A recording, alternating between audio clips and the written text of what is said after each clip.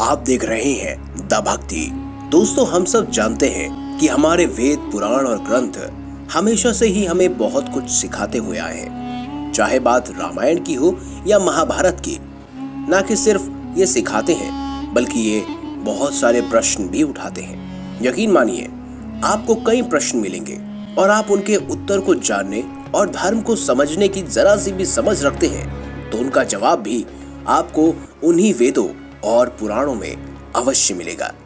महाभारत जैसे महाग्रंथ को पढ़ने से या गीता का पाठ करने से उठने वाले एक प्रश्न जो हम सबके दिमाग में एक ना एक बार अवश्य आया है, वो प्रश्न यही था कि भगवान श्री कृष्ण ने अर्जुन को ही क्यों चुना।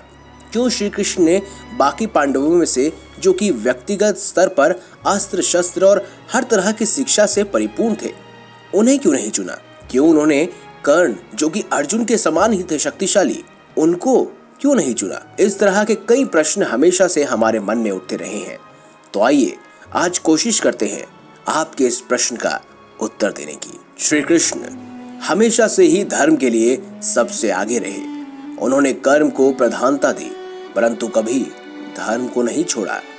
बात आती है कि अर्जुन क्यों, तो इसका सीधा सा जवाब है अर्जुन के मन में उठने वाले संशय, उनकी भ्रांति, जिसके चलते उनके मन में प्रश्न उठने लगे। क्यों? क्या ये जरूरी है? क्या ये इतना आवश्यक है कि मुझे अपने भाइयों के सामने प्रतिद्वंदी बनकर रणभूमि में उनसे लड़ना पड़े? अर्जुन के मन को अनिश्चितताओं ने घेर लिया था। उनका मन संदेह से भर गया। अर्जुन ने मन में उठते इन सवालों को लेकर श्री कृष्ण से उन्हें कुरुक्षेत्र में ले गए, जहां दोनों सेनाएं आमने सामने युद्ध के लिए तैयार खड़ी थी। पूरी रणभूमि महाभारत के युद्ध की साक्षी बनने के लिए तैयार थी।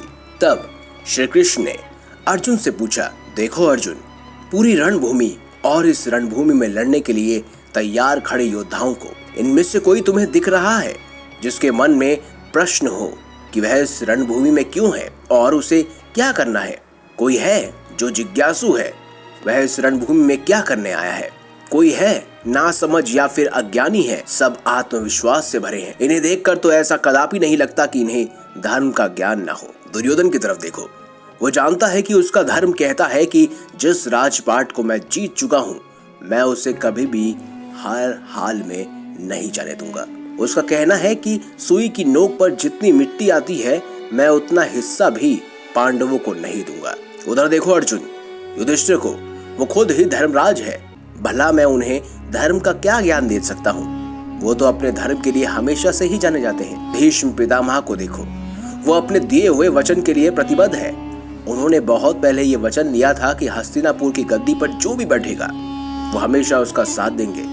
तो वह अपने धर्म को भली भांति जानते हैं और वह अपना धर्म निभा भी रहे हैं। भीम ने जो प्रतिज्ञा ली है, वो पांचाली के वस्त्र हरण का बदला उनके केशों को दुशासन की छाती फाड़कर उसके खून से धो देगा। बाकी बचे कौरव और पांडवों का धर्म उन्हें उनके भाइयों का साथ देने के लिए कहता है। श्री कृष्ण ने कहा कि तुम अकेले हो अर्जुन, जिसने कहा कि मुझे वहां से ले चलो जहां मैं दोनों सेनाओं को देख सकूं। इस पूरी रणभूमि में सिर्फ तुम हो अर्जुन, जो संशय में हो, अनिष्टाओं से घिरे हो और कह रहे हो कि तुम्हें नहीं पता कि तुम्हें क्या करना है। अर्जुन के हाथ पांव कांपने लगे। वो श्री कृष्ण से पूछता है, हे माधव, मैं कौन हूं? युद्ध भूमि में अर्जुन को छोड़कर सबने कर्तव्य को ही धर्म बना लिया। अकेले अर्जुन श्री कृष्ण से यह प्रश्न कर रहे हैं कि क्या इन कर्तव्यों से ऊपर और कुछ है? तो मेरा मार्गदर्शन करे प्रभु।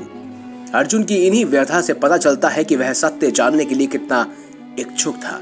वो जानना चाहते हैं कि उनका धर्म उन्हें क्या करने को कह रहा है और उनका कर्तव्य आखिर क्या है। सार ये है कि अर्जुन की धर्म और कर्तव्य को जानने की इच्छा ने ही श्री कृष्ण का स्नेह जीता। बाकी सब तो आत्मविश्वास से भरपूर धर्म को जानने वाले ज्ञानी पहले से ही हैं, तो उन्हें श्री कृष्ण की क्या जरूरत। सत्य जानने के पार्थी तो सिर्फ अर्जुन थे, जिस वजह से श्री कृष्ण ने केवल अर्जुन को ही चुना। तो दोस्तों, अगर आपको ये वीडियो अच्छी लगी हो तो लाइक कीजिए, चैनल को सब्सक्राइब कीजिए और ज्यादा से ज्यादा शेयर भी कीजिए। मिलेंगे अगली बार एक नई खास वीडियो के साथ। तब तक के लिए बहुत बहुत धन्यवाद। देखते रहिए द भक्ति।